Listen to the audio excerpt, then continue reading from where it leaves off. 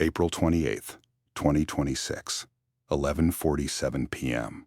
6 Russian Raptor-class patrol boats are running their standard rotation between Berdiansk harbor and the eastern approach of the Kerch Strait. Their crews believe they own the Azov. They've believed it for 3 years. In the next 48 hours, every one of those boats will be at the bottom of the sea. Welcome to Steel Horizon. I'm your host, where we analyze the battles that change wars. What you're about to hear is the story of how a shallow, enclosed sea, one Russia had written off as a private logistical corridor, became the most dangerous 37,000 square kilometers of water on Earth, not through a surface fleet engagement. Through 6 months of preparation, a doctrine no one had seen before, and a generation of Ukrainian operators who turned unmanned drone boats into the most effective naval strike weapons of the 21st century. This is Operation Azov Hammer. 48 hours, 7 Russian vessels, one sea that will never be the same. To understand why this matters, you need to understand what the Sea of Azov meant to Russia's war machine. At its deepest point, the Azov reaches just 14 meters. It's barely a sea.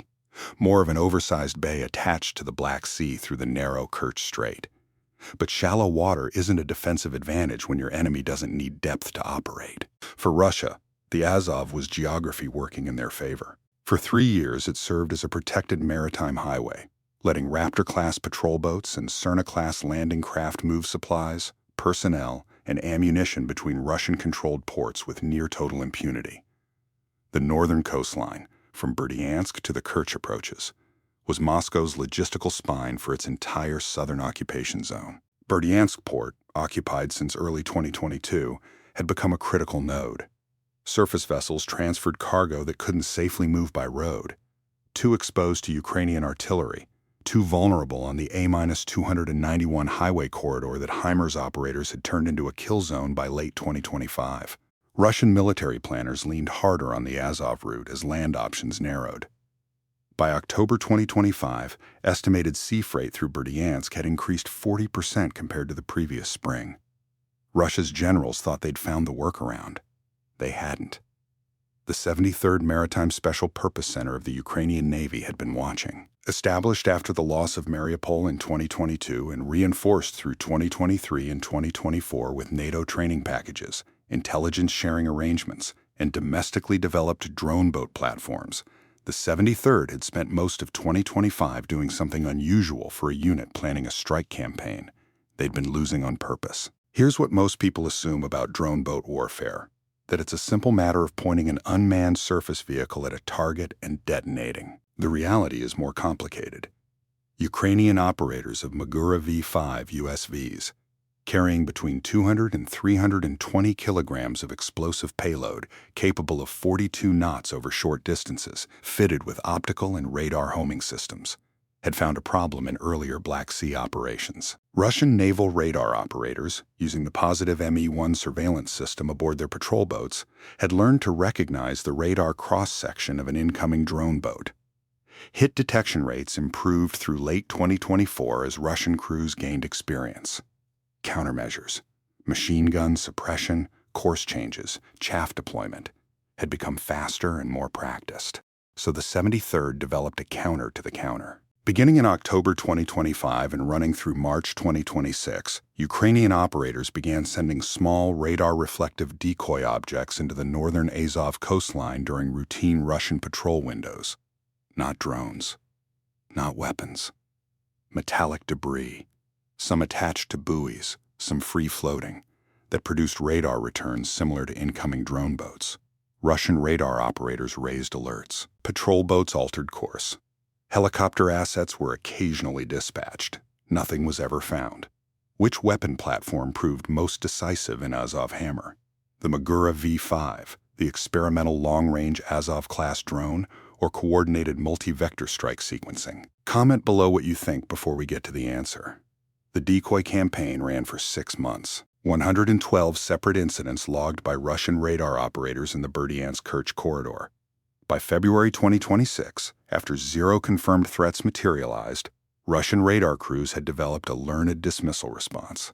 The 73rd signals intelligence assets, monitoring Russian naval communications, confirmed it in intercepted traffic. A February 19th transmission between Berdiansk harbor control and a Raptor-class boat on patrol reads, in Ukrainian intelligence translation, another ghost return at grid 47. Log it and continue rotation. They're playing with debris again. They weren't playing. They were training the defender to ignore the attack signature. Going through the operational timeline, the 73rd assembled. One detail kept pulling me back. The decoy program wasn't initially approved at the command level. A junior signals intelligence analyst identified in Ukrainian reporting only as Lysenko compiled the first statistical model showing that Russian alert response times to radar contacts had increased from 4 minutes in October 2025 to over 11 minutes by January 2026. He brought the data up his chain of command. His commanding officer recognized immediately what it meant. The dismissal training was working. The obstacle at that point wasn't tactical. It was logistical. The Azov-class experimental long-range drone boats, larger than the Magura V5, carrying payloads up to 450 kilograms, with operational range exceeding 800 kilometers at reduced speed, existed in prototype form.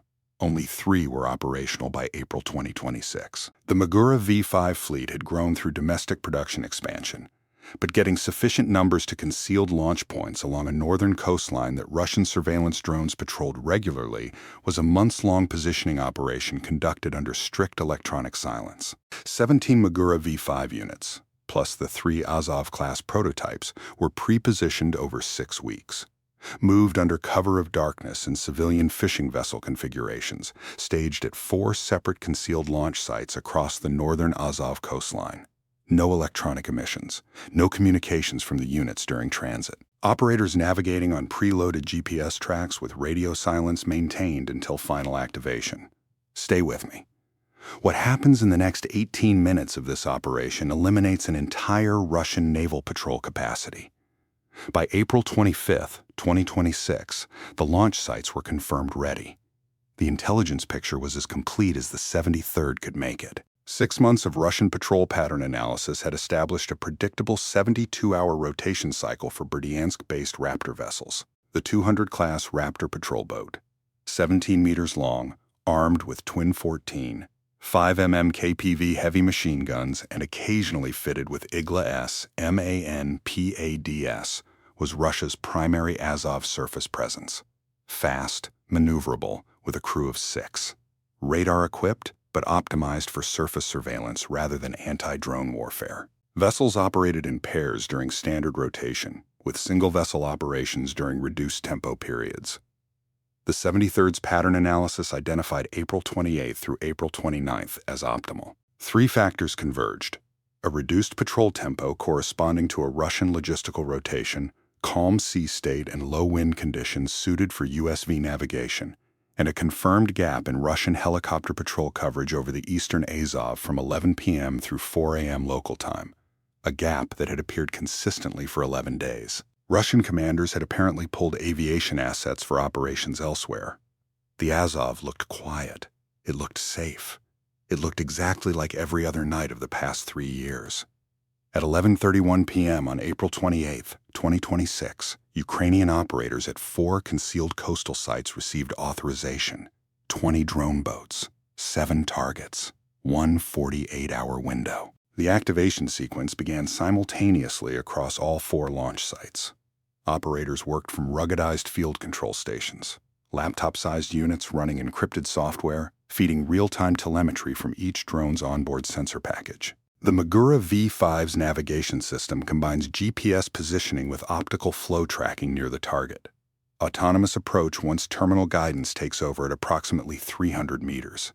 The Azov-class prototypes carried additional sensor suites, including a basic synthetic aperture radar system allowing target discrimination between vessel types at up to 2 kilometers. 4 drones launched from Site Alpha at 11:34 p.m., targeting a 2-vessel Raptor pair running the western rotation between Berdiansk and a waypoint 40 kilometers east. 3 drones launched from Site Bravo at 11:36 p.m. toward a single Raptor conducting a solo run in the central Azov. 2 Azov-class prototypes launched from Site Charlie at 11:39 p.m. toward a Cerna-class landing craft, a 45-meter vessel capable of carrying up to 90 tons of cargo or 6 armored vehicles. That intelligence had tracked departing Berdiansk at 9:15 p.m. on a confirmed supply run. The first obstacle came 23 minutes into the operation. The Russian Raptor pair on the western rotation made an unscheduled course change. Not tactical. Intercept traffic from Berdiansk harbor suggests one vessel reported a mechanical alarm, possibly a cooling system issue. Both boats slowed and altered to a northeasterly heading, moving outside the pre-calculated intercept geometry for the 4 Site Alpha drones. Operators had minutes to respond, redirecting autonomous USVs mid-run while maintaining electronic silence. To avoid triggering Russian signals intelligence detection, required coordinating through a relay system that added 40-second latency to each command input. The lead Alpha operator made the call. 2 drones redirected to the altered heading. 2 maintained original course to reacquire after the Raptors resumed standard rotation. A judgment call that could have broken the entire opening strike. At 12:02 a.m. on April 29th, the first Magura V5 reached terminal guidance range on the central Azov Raptor, 300 meters. Optical lock.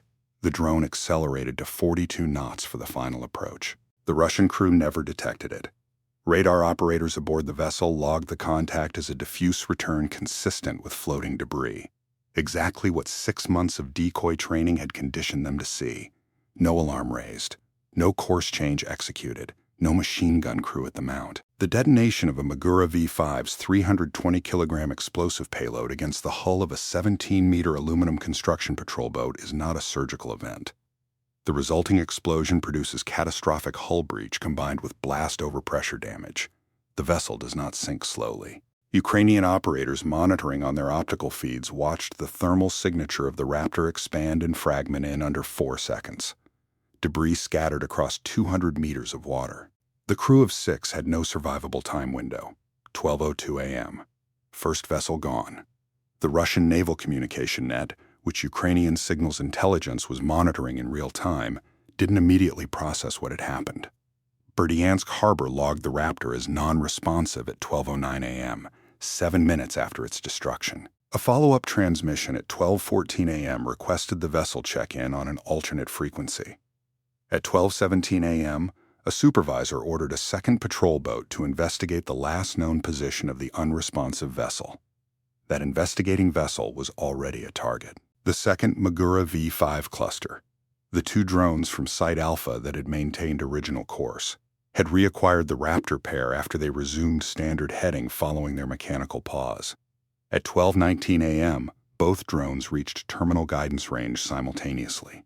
The engagement was coordinated by design. The 73rd's doctrine called for multi-vector simultaneous terminal approach when targeting paired vessels, precisely to prevent one crew from warning the other.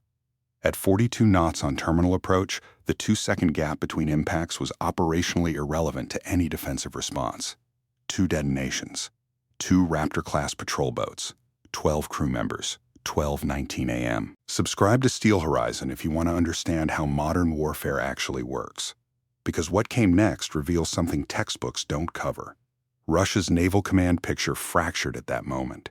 3 vessels gone, none of which had transmitted a distress signal or attack warning, because the attack-to-detonation timeline allowed no transmission window. Berdiansk's harbor coordination net was talking to ghosts. Commanders on shore had a situation board showing 3 vessels as late or non-communicative, not as destroyed. The response to a potential communications failure and the response to a coordinated drone attack were fundamentally different protocols. Russia chose the wrong one. At 12:31 a.m., Berdiansk harbor dispatched 2 more Raptors, a search and rescue configuration, not a combat patrol. Their weapons crews were not at stations. Their electronic warfare countermeasures were not activated. They moved at standard patrol speed into the central Azov, heading toward the last known positions of 3 boats that no longer existed. The 2 redirected Site Alpha drones had repositioned after the Western Raptor pair engagement. They'd been holding a slow circle at reduced speed, conserving battery and fuel while operators awaited new targeting authorization. At 12:44 a.m., that authorization came. The search and rescue Raptors had sailed into the optimal engagement geometry. What stands out about this phase of the operation is how completely Russia's response played into Ukrainian planning. The 73rd hadn't designed the decoy program solely to condition radar operators. They'd analyzed Russian emergency response protocols and concluded that maritime distress responses would default to search and rescue mode before combat readiness posture. They designed the first wave to generate exactly the distress scenario that would draw the second wave into the kill zone without weapons-ready status. 2 more detonations, 12:44 a.m. 5 Raptor-class patrol boats. By 1:15 a.m., Russian command at Berdiansk understood they were under attack. The response was immediately chaotic. Mi-8 search and rescue helicopters were scrambled at 1:22 a.m. from a base inland. Flight time to the central Azov engagement area, 34 minutes. The remaining Raptor in Berdiansk harbor was ordered to shelter in place. No further surface vessels were dispatched. The harbor controller made a series of increasingly frantic transmissions that Ukrainian signals intelligence captured in full. All units, unknown attack type, remain in harbor, helicopter support en route, do not. Repeat, do not. Enter the open Azov. The Cerna-class landing craft was already well past harbor protection. The 2 Azov-class prototype drones from Site Charlie had been tracking the Cerna since its departure from Berdiansk at 9:15 p.m. Moving at its transit speed of 11 knots, the Cerna had covered significant distance eastward before the operation commenced, at 12:56 a.m., while Russian command was processing the Raptor losses. The Azov-class prototypes reached terminal engagement range on the landing craft. Each prototype carried a 450-kilogram payload. The Cerna-class, at 45 meters, is a substantially larger vessel than the Raptor, with a steel hull construction that is more resilient to single-hit damage. The 73rd's Azov-class engagement doctrine called for simultaneous dual impact against hard targets. Both prototypes hit within 800 milliseconds of each other, striking at separate hull zones. One amidships, one at the stern, targeting the propulsion compartment. A 45-meter landing craft takes longer to sink than a 17-meter aluminum patrol boat. The Cerna's crew of 12 had approximately 4 minutes of survivable vessel as the hull fractured and flooded. 7 crew members reached the water. Of those 7, 3 were recovered hours later by a Russian helicopter, the first confirmed rescue of the operation. The vessel went down with its cargo. How many Russian vessels did Ukraine destroy in the 48-hour Azov Hammer operation? A 6B-7C8? We'll give you the answer at the end. Stay with us. 1:02 a.m. 6 vessels neutralized. 1 remaining target.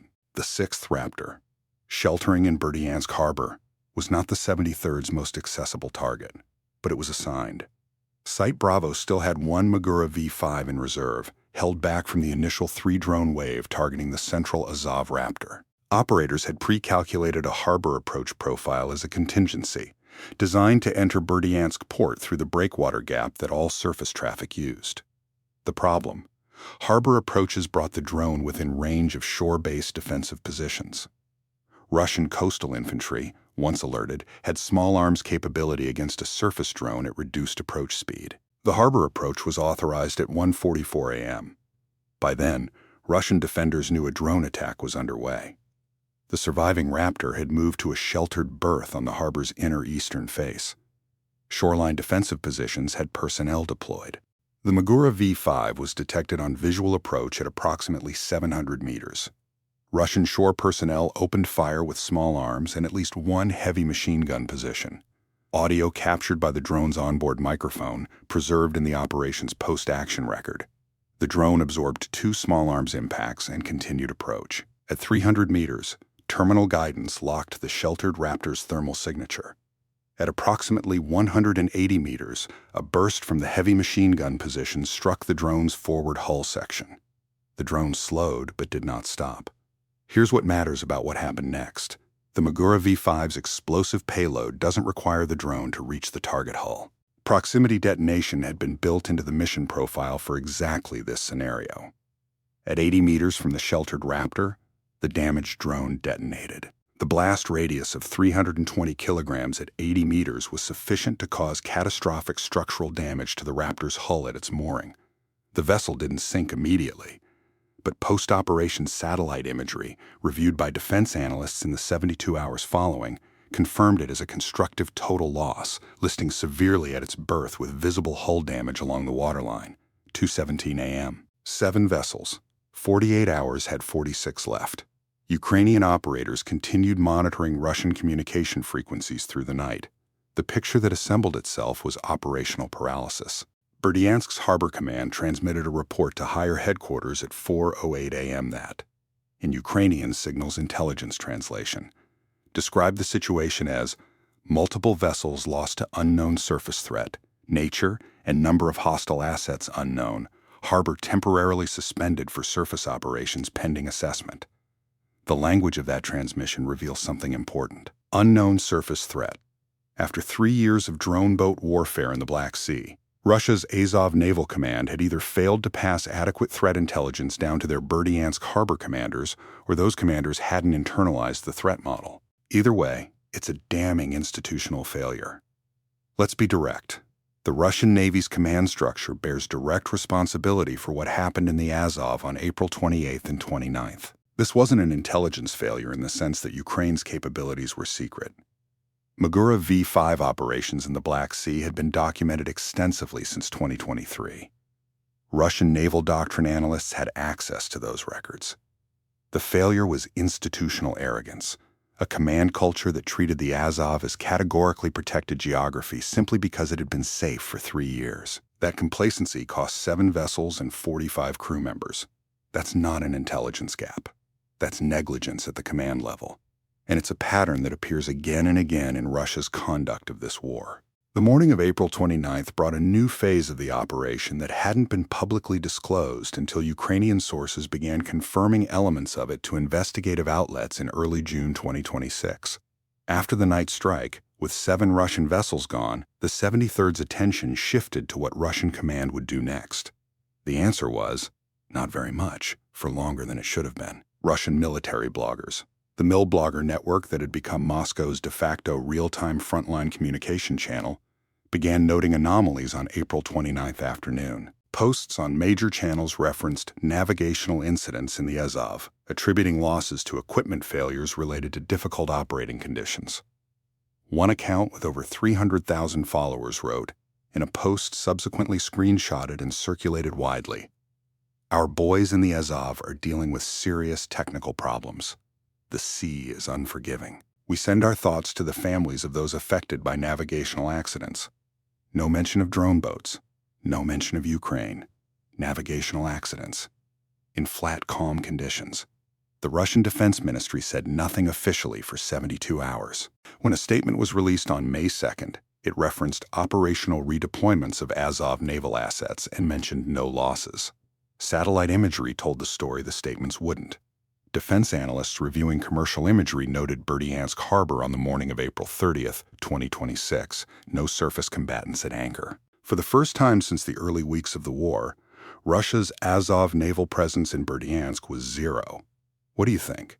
Was Russia's communication silence after Azov Hammer a tactical decision to protect operational security, or was it evidence that command genuinely didn't understand what had hit them? Comment your analysis. The operational aftermath extended well beyond the harbor imagery. Ukrainian General Staff reports, released in controlled fragments over the following 2 weeks, assessed Russia's Azov patrol capacity reduction at 65% within 72 hours of the operation, exceeding the 73rd's pre-operation estimate of 60%. The Cerna-class landing craft was the most consequential single loss. Satellite tracking of Berdiansk cargo movements in the weeks following showed a documented decrease in sea freight volume through the port, with Russian logistical planners apparently forced to redistribute supply loads to land routes that HIMARS and Ukrainian long-range drone strikes had been targeting for months. The Kerch Strait Eastern approach, which Raptor-class boats had been covering as part of their patrol rotation, went unpatrolled by surface vessels for 11 days following the operation. Ukrainian long-range reconnaissance drones exploited the surveillance gap, with Ukrainian military sources acknowledging increased unmanned reconnaissance flight activity over the eastern Azov corridor during May 2026, whatever Russia replaced its lost patrol capacity with. Open-source intelligence suggests some redeployment of inland river patrol craft not designed for open sea operations. It wasn't equivalent to what the 73rd had removed. If you believe tactics win wars, and if you believe that the outcome of this conflict will be written in operations like this one rather than in diplomatic conference rooms, type Steel Horizon in the comments. This is a community of people who study how wars actually end. The human dimension of Azov Hammer is worth sitting with. Of the estimated 87 Russian crew members aboard the 7 vessels targeted during the 48-hour operation, 3 survived. The Cerna crew members were covered by helicopter. That ratio, 3 survivors from 7 vessels, follows directly from how the Magura V5 engages its target. A drone boat detonating against an aluminum hull patrol boat at sprint speed produces immediate catastrophic hull failure. There is no progressive flooding. There is no time for the abandoned ship sequence that conventional naval warfare occasionally allows. Ukrainian operators monitoring distress frequencies in real time directed one follow-on drone toward the area where Russian voice transmissions indicated a possible rescue attempt in progress. Then held the drone at standoff range when it became clear the transmission was from survivors in the water, not from a vessel repositioning for defensive action. That decision, to hold fire when survivors were in the water, was a deliberate call by the 73rd's mission commander, documented in post-operation review materials. It sits uncomfortably alongside the operational context, a strike designed to maximize enemy naval capacity destruction. The mission commander's reasoning, reconstructed from debrief accounts, was operational as much as humanitarian. Visibly targeting survivors would accelerate Russian adoption of more aggressive anti-drone countermeasures and would motivate Russian crews to fight to the death rather than abandon vessel. Practical calculation and human consideration arrived at the same decision. One detail from the post-operation assessment has stayed with me since I first encountered it in June 2026 reporting. Among the intercepted Russian communications from the night of April 28th into April 29th, there's a transmission at 2:41 a.m. from what appears to be a senior Berdiansk harbor officer reporting upward in the command chain. He uses a phrase that, in Ukrainian translation, comes out as, "The sea is no longer ours," he says it once. No follow-up transmission elaborates. The report continues with operational language. But that phrase, 4 words, is the strategic summary of everything the 73rd accomplished over those 48 hours. Russia's Azov corridor was over. It was a kill box. What would NATO have done differently in designing the strike sequence? Was the 6-month decoy preparation period necessary? Or could a faster operational timeline have achieved comparable conditioning of Russian radar operators? Comment your tactical analysis. The experimental Azov-class prototypes that struck the Cerna indicate where Ukrainian naval drone warfare is heading. The Magura V5 is a proven platform, but its 800-kilometer operational range in the Black Sea, its 42-knot sprint speed, and its 320-kilogram payload were designed for open sea operations. The Azov, at its widest point, barely 200 kilometers across, doesn't demand that range. The Azov-class prototypes, with their synthetic aperture radar target discrimination, heavier payloads, and substantially longer loitering capability, represent a drone designed for the next challenge, not the Azov, but the Kerch Strait itself. The 73rd's planners have made no secret, in conversations with Ukrainian defense journalists, that denying Russia free navigation through the Kerch Strait is the logical next operational objective.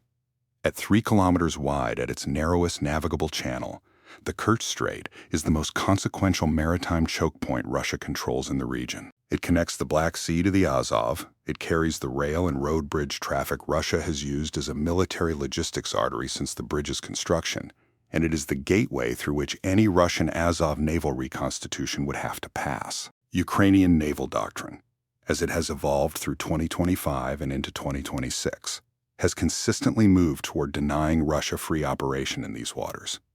The Azov Hammer operation didn't just remove 7 vessels.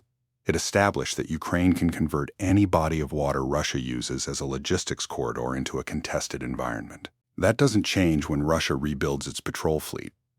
The broader lesson of Azov Hammer for modern naval warfare is one that will be studied in staff colleges for years. The decisive factor was not the drone boat technology itself. Magura V5 was not a new platform by April 2026. The decisive factor was the systematic cognitive conditioning of the defender. 6 months to train enemy radar operators to ignore the attack signature.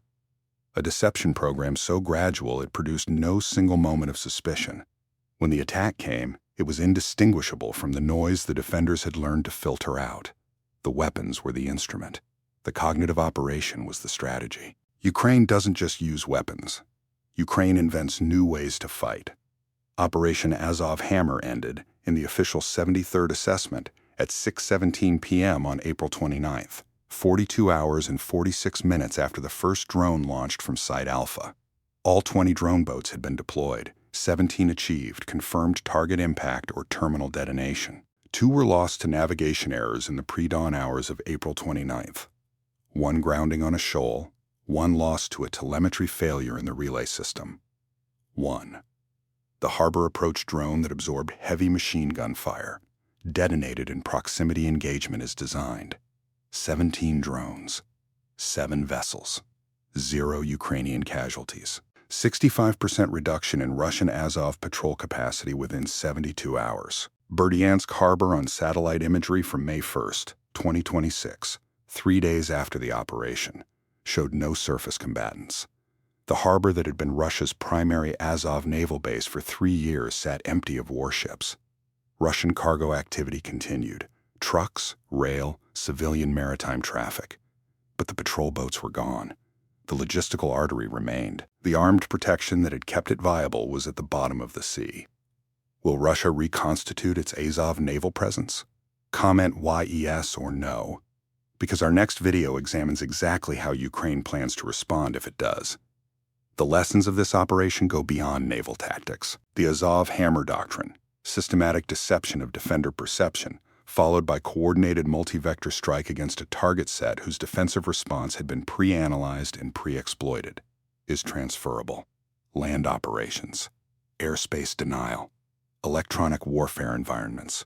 The principle holds: before you attack the target, attack the defender's ability to recognize the attack. The 73rd's operations planners understood something that kinetic-first military doctrine consistently misses. The most durable weapon is not the one that hits hardest. It's the one the defender doesn't see until it's already hit. Real tactics, real consequences. Steel Horizon. The answer to our earlier quiz: how many Russian vessels did Ukraine destroy in the 48-hour Azov Hammer operation? The answer is B7. 6 Raptor-class patrol boats and 1 Cerna-class landing craft struck across multiple engagement windows over 42 hours and 46 minutes. The number matters because it crosses the threshold of meaningful capacity reduction. 6 vessels represented an estimated 65% of Russia's Berdiansk-based patrol fleet, and the Cerna's loss disrupted cargo flow for weeks. Destroying 3 or 4 vessels would have been a tactical success. 7 vessels, including the harbor approach engagement, converted the Azov into contested water. That difference, between a tactical raid and a strategic strike, is what the scale of destruction actually determines. 3 questions this operation demands we examine honestly. Was the 6-month decoy preparation period the right strategic investment? The 73rd committed significant resources, signals intelligence assets, personnel hours, coordination complexity, to a conditioning program that might not have worked. Russian radar operators could have maintained alert discipline regardless of repeated false positives. The 6-month timeline also meant 6 months during which Russia continued using the Azov corridor without serious disruption. The counter-argument: a technically direct attack without the cognitive conditioning would likely have achieved fewer first-strike confirmations, given Russian crews time to react, and triggered a rapid defensive response that might have interdicted the multi-wave strike structure. Was the patience the decisive variable? The evidence suggests yes. But it required command-level confidence in a long-horizon plan while the Azov corridor kept flowing. Could Russia have prevented this? The technical means existed.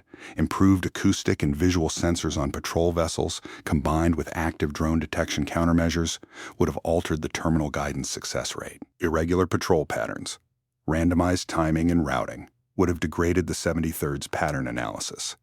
Most fundamentally, taking the drone boat threat seriously as an Azov risk after extensive Black Sea precedent would have prompted a different defensive posture entirely. Russia had warning. Russia had precedent. Russia had time.